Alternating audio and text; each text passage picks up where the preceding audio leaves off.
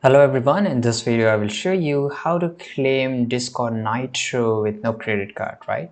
So here once you're in the Discord, just go to your shop settings here, and in the shop you will see a lot of options, right? And here you can just go and look for Nitro, and there's a lot of different kind of things you can just get here just on here, right? But in the shop, if you're not able to find Nitro, that's fine. You will always get it in the Nitro section, and here you will get two options, that is a Nitro basic and the Nitro that is a little bit a high upper version, right? And here let's say I will just go and click on this one.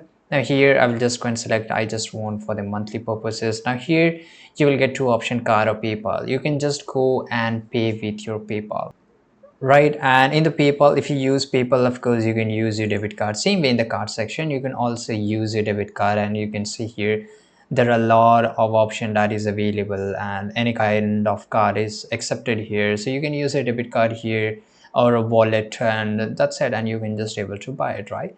It's really easy. I hope you found this video very useful. Subscribe.